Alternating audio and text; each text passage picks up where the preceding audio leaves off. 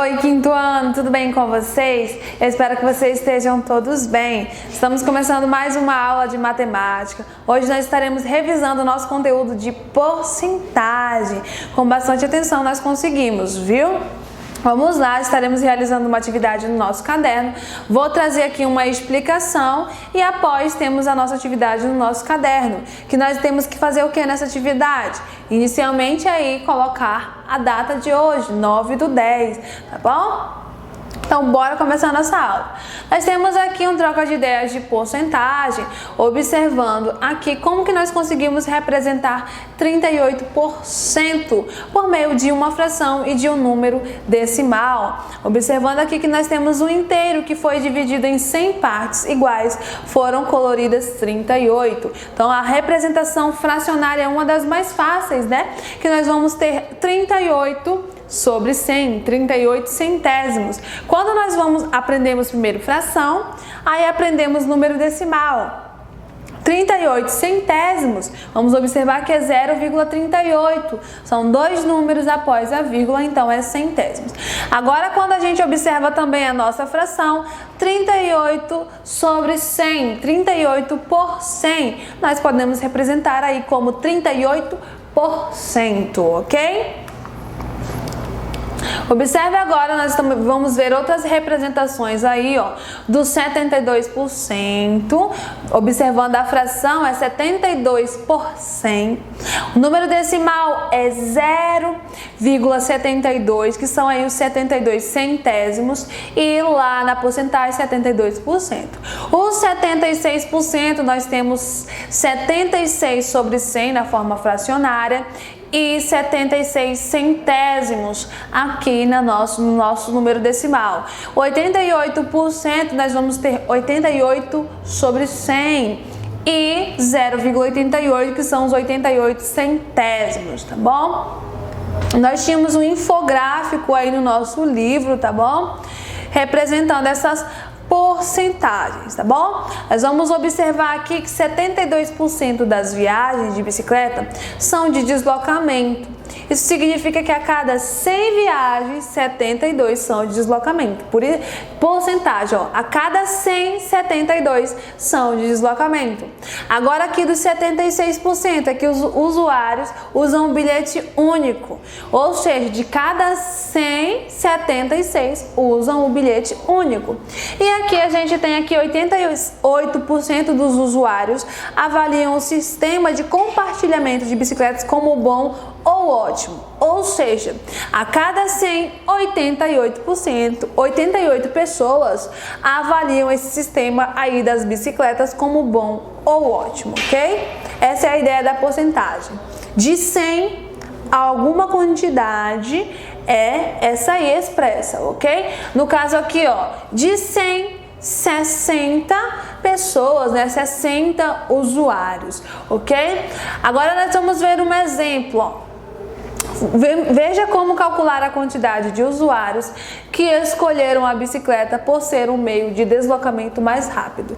É falado aqui, ó, que é 60% de 110 mil usuários. Então, nós podemos transformar aí a nossa porcentagem tanto em fração como em número decimal. Então, nesse caso aqui, nós vamos transformar em fração. Por que nós vamos transformar em fração? Para nós trabalharmos com fração de quantidade. Observando aqui que 60% é a mesma coisa de 60 por 100, 60 centésimos. E aí, agora sim, nós fazemos 60 centésimos de 110 mil. Lembra lá do nosso conteúdo de fração de quantidade? Pega a quantidade, divide pelo denominador e o resultado nós vamos vir multiplicando pelo numerador, que foi o que aconteceu aqui. Logo, 66 usuários escolheram aí a bicicleta por meio de um deslocamento, por ser um meio de deslocamento mais rápido, tá bom? Agora nós temos aí outra solução de como calcular a porcentagem. Observando aí que são 38% de 110. Novamente aí nós vamos calcular fração de quantidade, transformando primeiro 38% em 38 por 100, dividindo a quantidade pelo denominador e multiplicando o resultado pelo numerador. Temos aqui que são 41.800 pessoas, ok? Agora nós temos uma atividade para realizar. Vocês vão estar realizando essa atividade no caderno de vocês com bastante atenção, tá bom? Escrevendo aí tudo que vai aparecer na tela do slide. Esse aqui vocês podem expressar, mas se não conseguirem expressar, pode acompanhar essa figura aqui, mas desenvolvendo a fração, o número decimal e porcentagem. Porque até aqui a gente tem 100, né? Mas vocês podem sim expressar com a régua, desenvolvendo aí, tá bom? Vou fazer com vocês a número 1, essa primeira aqui. Então, vocês vão ficar só com essa última para fazer. Na tabela a seguir, represente a parte branca. Tá pedindo a parte branca, não é a parte colorida. A parte branca de cada figura com uma fração, o número decimal e uma porcentagem. Então, vamos lá. Vamos observar que nós temos 100 no total. Ok? Quantos estão pintados? São 1, 2, 3, 4, 5. Se tem 5 pintados, as brancas são 95, né? Então, a forma fracionária vai ser aí 95 centésimos, já que a parte branca é 95 e o total é 100. O número decimal, nós vamos ter aí 0,95. É sobre 100, então nós temos duas casas após a nossa vírgula.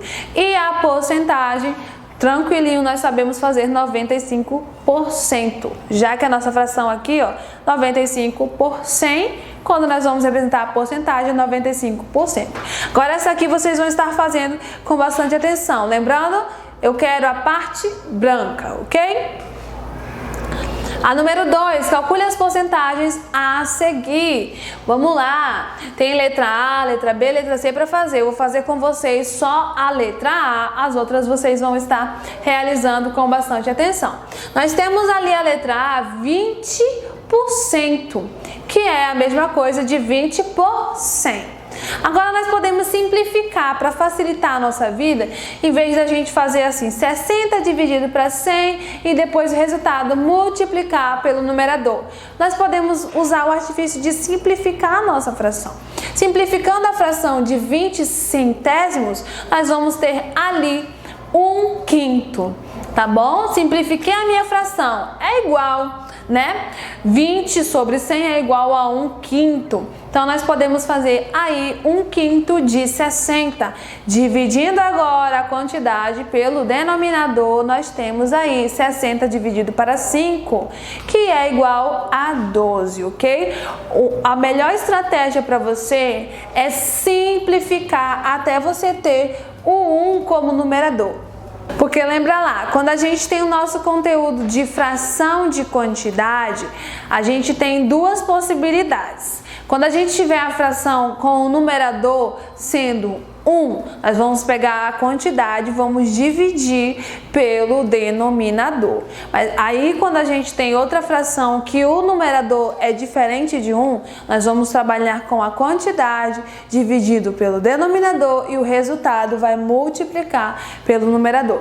Por isso que o ideal é você simplificar aí a sua fração, obtendo aí o numerador 1, ok? Então as outras vocês vão estar fazendo com bastante atenção, ok?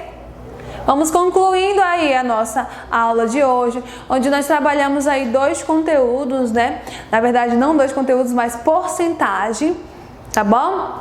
Observando aí frações e números decimais, através da porcentagem nós conseguimos também representar, e a fração nós representamos com o denominador sendo 100, e trabalhamos também com fração de quantidade, tá bom? Na próxima aula nós vamos iniciar aí o nosso quarto bimestre, trabalhando divisões com resultados decimais, tá bom? E é isso, gente. Desejo a vocês um ótimo final de semana e até semana que vem. Tchau, tchau!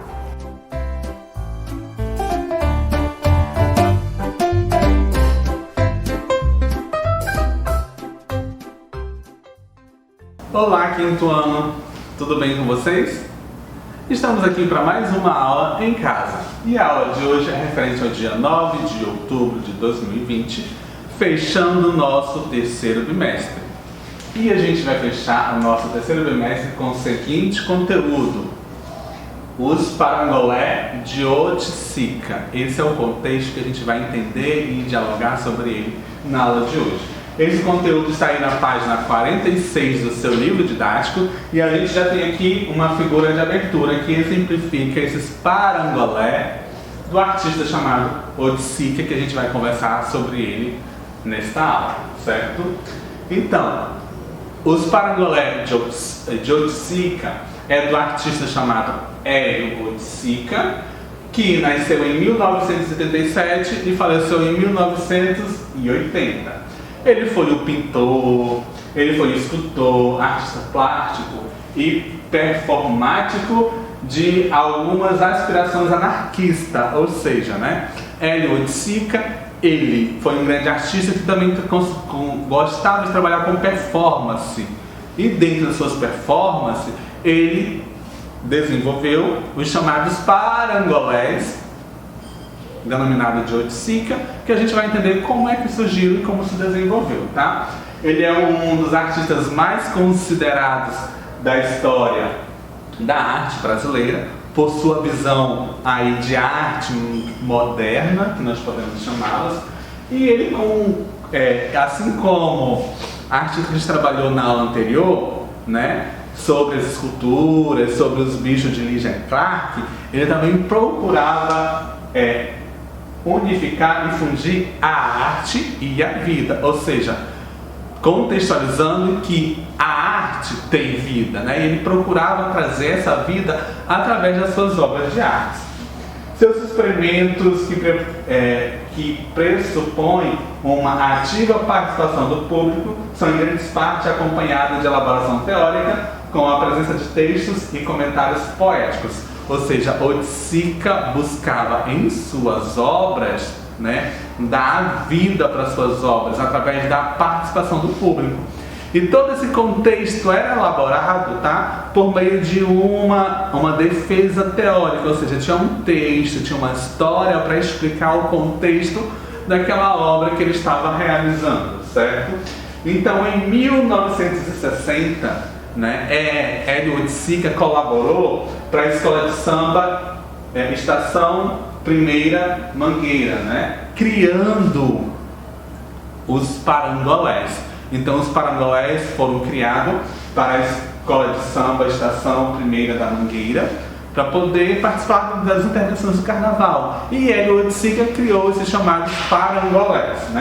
Esses parangolés são uma mistura de cor, corpo e movimento, ou seja, são tecidos que têm uma infinidade de cor, que unindo o corpo humano vai dar movimentos, E ele foi apresentado aí na escola de samba Estação da Primeira Mangueira no ano de 1960. E aí, com essa mistura de cor, corpo e movimento, são criadas tendas, estandartes, bandeiras e capas para vestir o nosso corpo humano, que fundem elementos como cor, dança, poesia e música, que pressupõem uma manifestação cultural. Então, o Hélio Oiticica criou aí esse contexto de tecidos, unificando tendas, capas, montando bandeiras e estandartes para vestir os participantes do carnaval. Junto com a dança e o movimento, ele dava vida aos parangolés.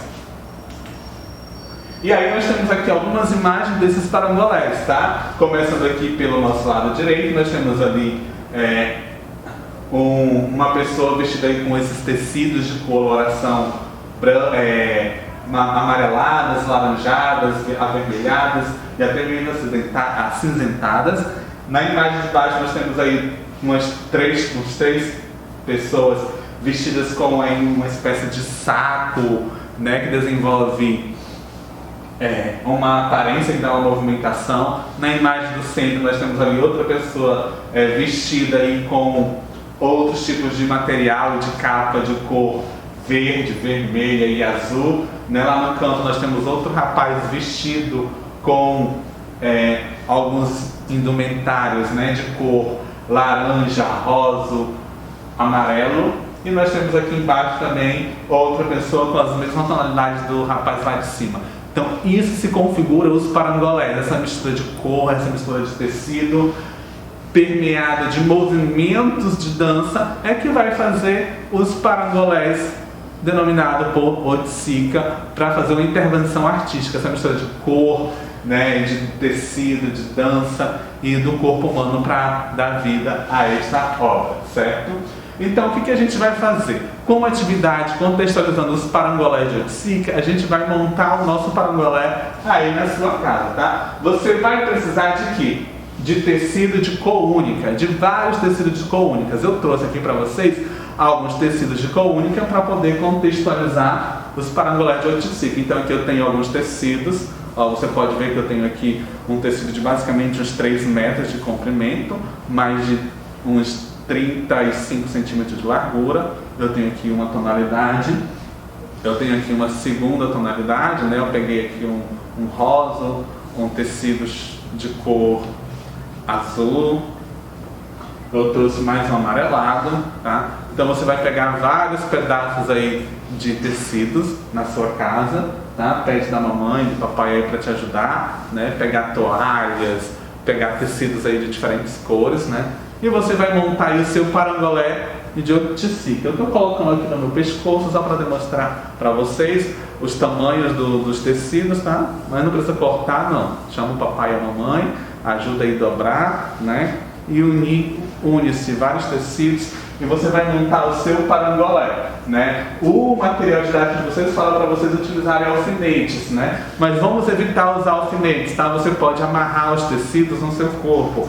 Você pode unir os tecidos amarrando no seu corpo sem o uso de alfinetes, que alfinetes é perigoso, tá? Então você pode amarrar o tecido no seu corpo, conforme eu estou amarrando aqui, né?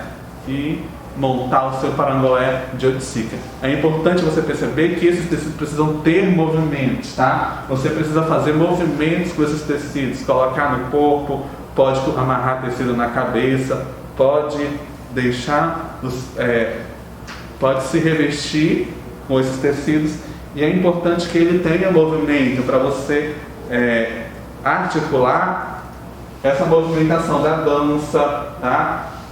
A união das cores, certo? Então você vai utilizar aí os parangolés de Oiticica para se vestir, para se trajar como um dos parangolés de Oiticica e fazer essa manifestação artística que Oiticica denominou como parangolé. Então essa vai ser a atividade dessa semana, tá? Fiz aqui um pouquinho do parangolé de Oiticica de maneira bem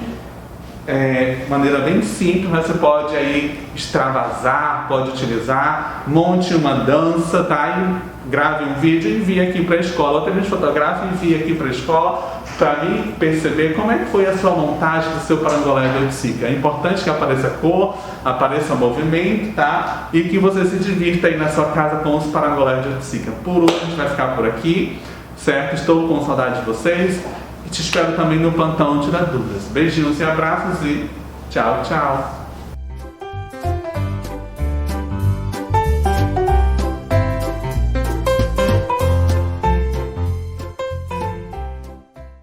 Olá todo mundo, quinto ano, hashtag sextou, uhul! Então mais uma vez juntos aqui na nossa aula de literatura e hoje nós vamos ler, por fim, aí nosso livro, né? E nós falamos na aula anterior, nós vamos ler agora a Casinha dos Sonhos. Na aula anterior nós pedimos para você, né, perguntar aos seus pais, ver como é que é a questão da Casa dos Sonhos. Espero que você tenha feito essa atividade, que para mim eu acho muito divertida. E agora nós vamos ler essa Casa dos Sonhos. Vamos lá? Vamos ler.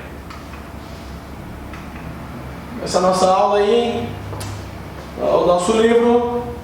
Vamos lá, Casa dos Sonhos. Imagine uma casa de pedra no meio de um jardim caipira, com um repuxo d'água onde um ponto do nada. Onde um pato nada. Um panto nada. Complicado.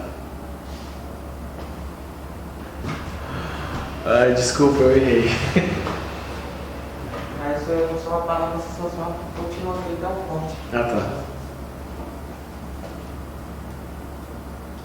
Imagine uma casa de pedra no meio no meio de um jardim caipira, com um repuxo d'água onde o pato nada. A cúpula azul do céu, ilustrada com pequenas nuvens que lembram claras em neve, abraça a casa. A brisa faz ondular os lençóis no varal, e eles brilham de tão brancos. Dentro, as paredes são muito grossas, como nos castelos. A gente pode até se sentar no conforto dos parapetos baixos e ficar admirando as montanhas azuladas. Lá longe, na cozinha, há uma panela fumegante, cheirando arroz refogado. Um cachorro dormindo na soleira da porta puxa subitamente a perna e revira os olhos fechados. Ganha baixinho, mas não há ninguém para observá-lo. Ao entrar na sala de visitas, a gente vê uma grande lareira. Imagina essa sala numa tarde de inverno, perfumada pelo odor da lenha crepitante. Só de pensar dá vontade de se cobrir com aquela manta xadrez ali no canto, abrir um livro e esquecer da vida no sofá. Agora vamos ver os quartos. Mas o que é isso? Alguma brincadeira? Onde estão os quartos? Não existem quartos. Quem foi o engraçadinho que... Espere, o que aconteceu alguma coisa com essa casa? Havia uma intenção de eternidade tão profunda no modo como estava feita que... e o dono dela? Onde está o dono? Mas vejam, eis aí o dono, deitado no sofá da sala inacabada, tirando um cochilo bem em pleno dia. Ele deveria estar no trabalho a essa hora. Por que não está? Só pode estar desempregado.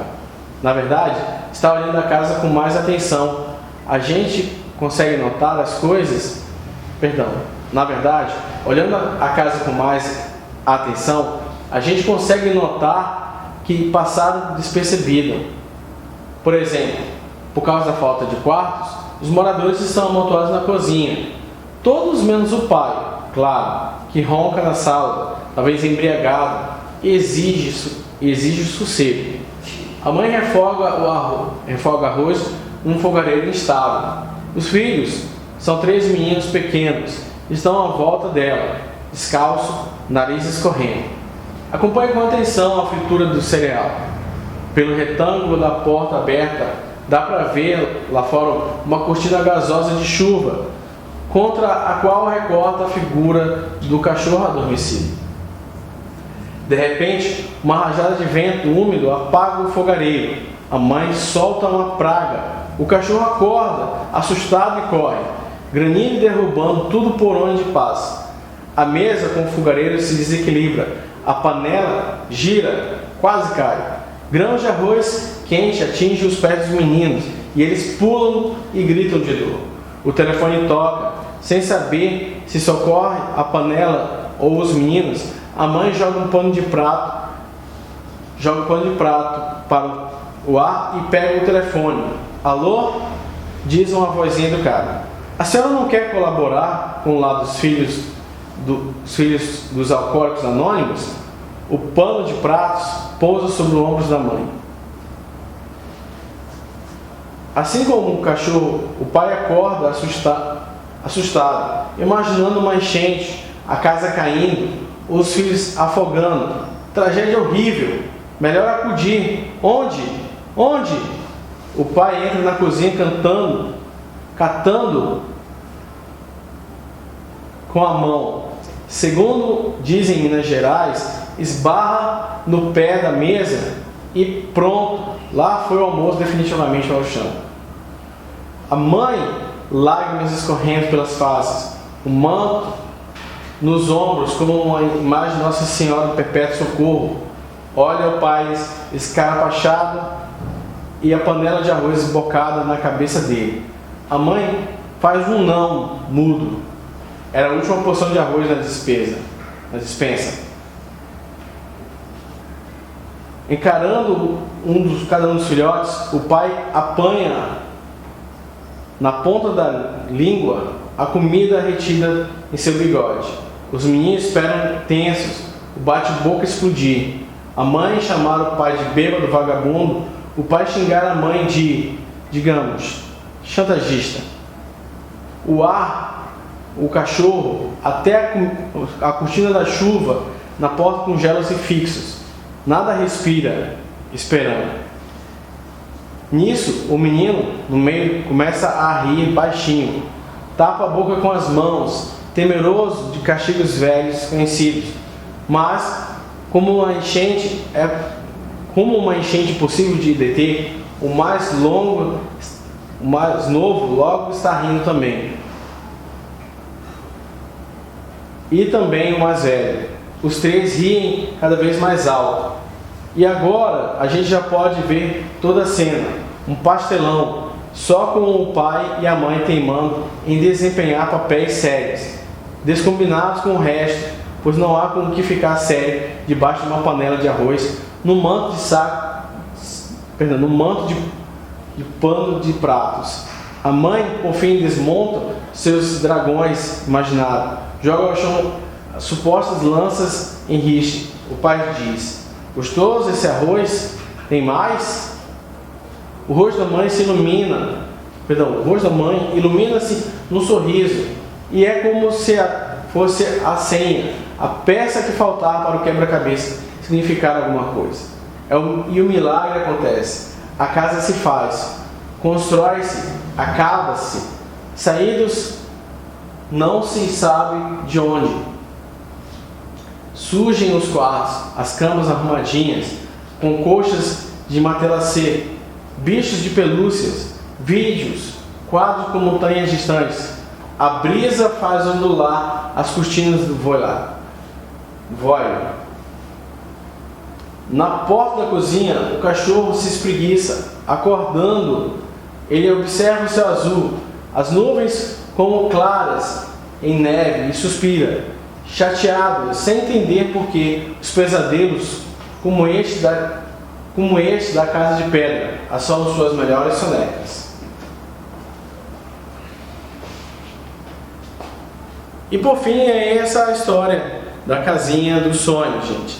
Então você observou que eles passavam uma certa necessidade, mas havia uma certa, vamos dizer assim, harmonia entre eles. Mesmo depois de acontecer da panela de arroz, que era o último deles, a cair no chão. Então ficaria aquele clima tenso entre o pai e a mãe, mas assim no final as crianças conseguem dar alegria na casa, e aí há um certo equilíbrio ali entre eles. Então é isso, turma. Vamos finalizando. Na aula que vem nós vamos trabalhar mais alguma coisa em cima desse tema, desse título, e aí depois nós vamos partir para o próximo livro, tudo bem? Então vamos para a mensagem de hoje, vamos lá? Aquele que tentou e não conseguiu é superior àquele que não tentou. Esse é um autor desconhecido. Então é isso, turma. Bom final de semana. Até a próxima. Tchau, tchau.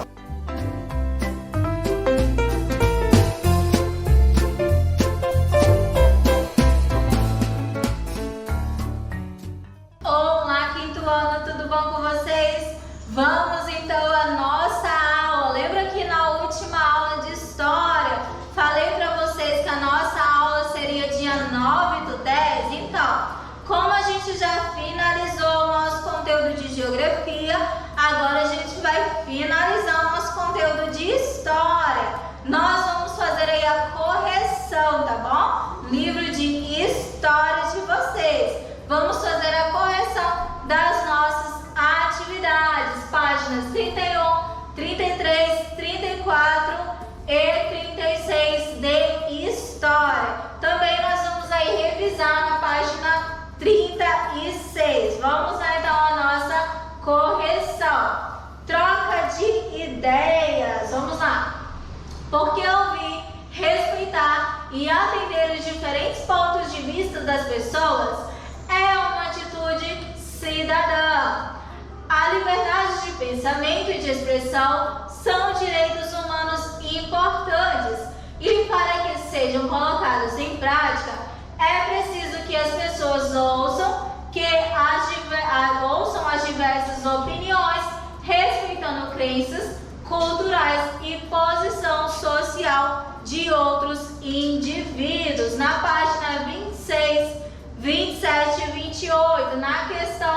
Na letra A, né, ele está sugerindo o seguinte, vamos lá. Na primeira questão, ele vai caracterizar o seguinte.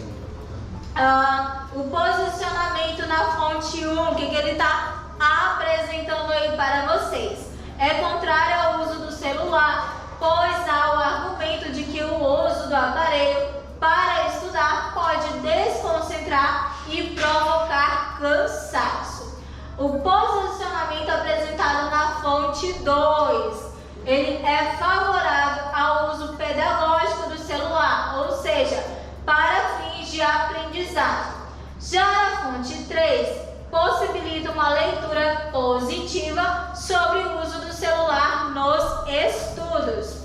Na letra B e C é pessoal, tá bom? Outros olhares. Como diferença, o fato de que todas as pessoas da família ou apenas as pessoas adultas debatem questões relacionadas ao cotidiano familiar, ok? Mas vocês, no caso, é uma sugestão de resposta que vocês poderiam ter colocado aí. Na primeira questão lá, na questão, o direito à terra, a educação adaptada, a informação e a preservação do modo de vida, entre outros, né? O estatuto aí do idoso. Marque com X a informação correta. Entre os povos tradicionais do Brasil, apenas os indígenas têm direitos à preservação do seu modo de vida? Acho que não, né?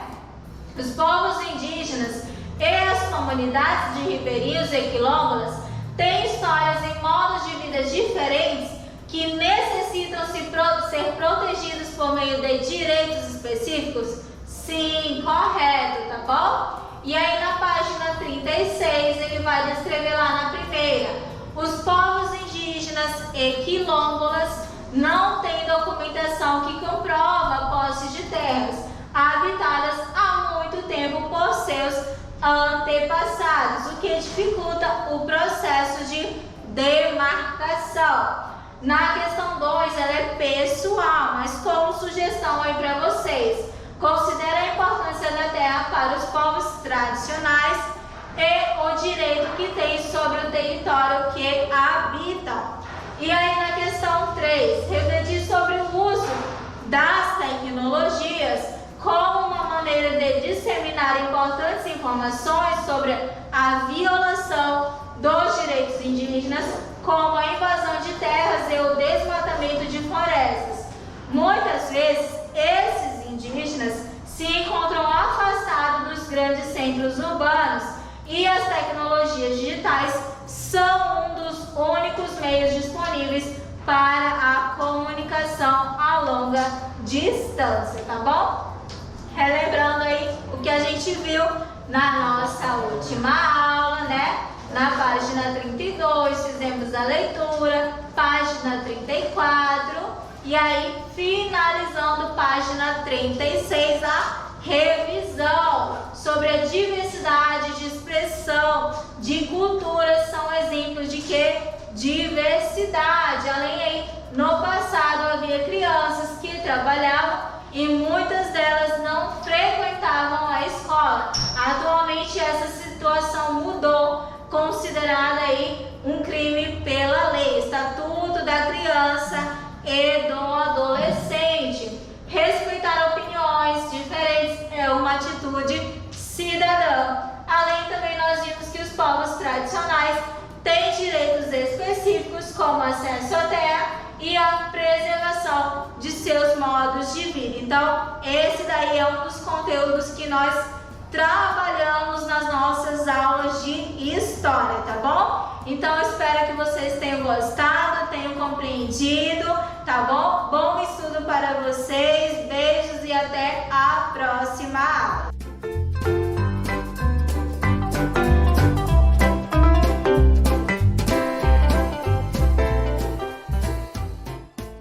Olá, turma do 5º ano, hashtag sextou, uhul, chegamos na sexta-feira, aula de produção de texto, aquela aula jóia que vocês se amarram, né?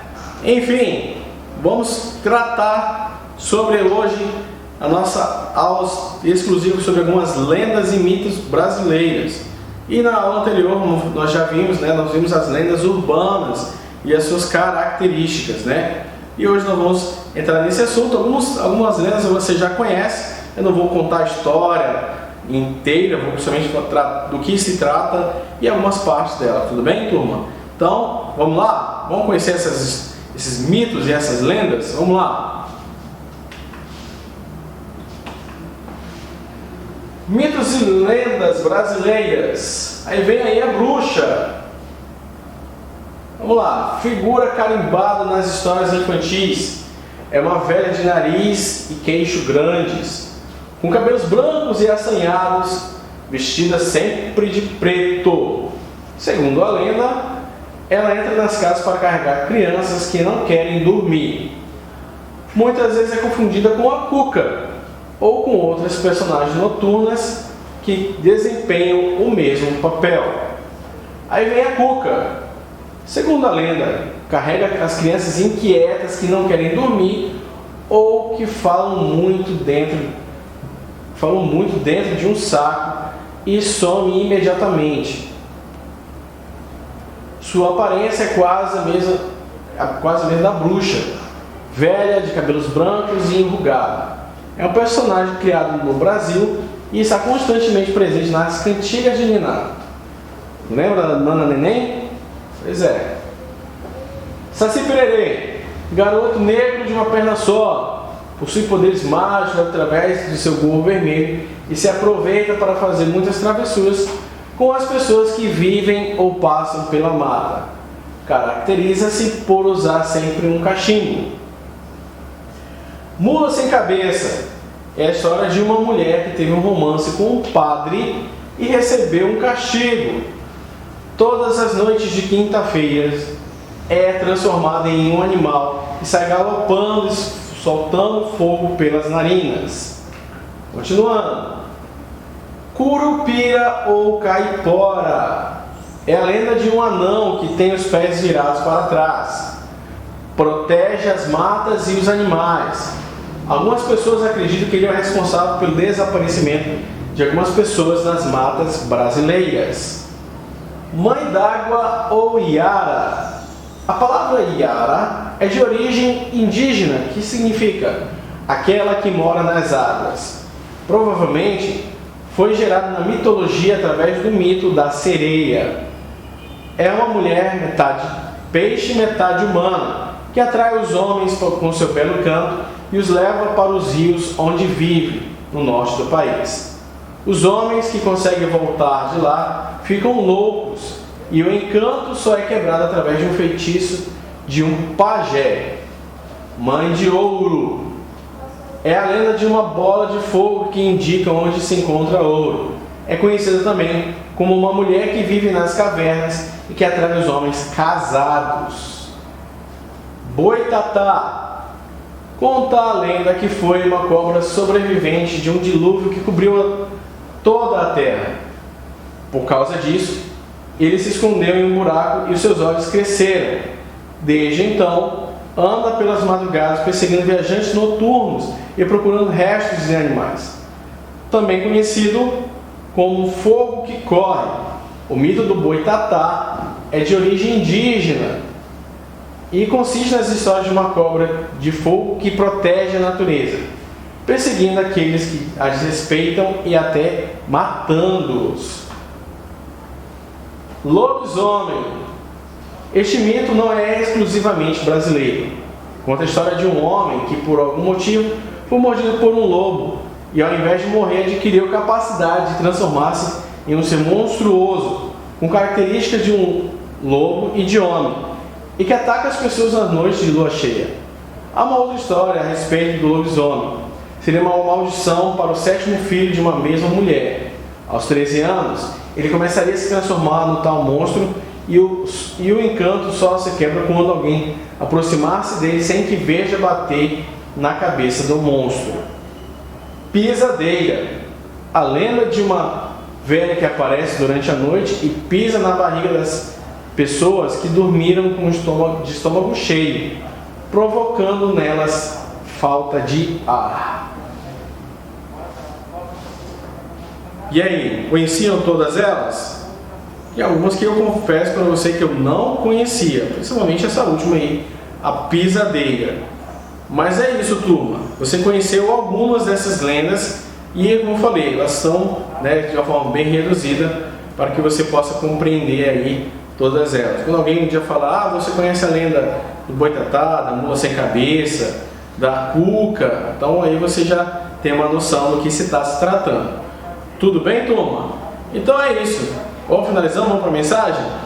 A mensagem de hoje é um provérbio chinês que diz assim: a pessoa que diz que não pode ser feito não deve interromper a pessoa que está fazendo. Então é isso, turma. Bom final de semana, aproveite aí bastante. Até a próxima. Tchau, tchau.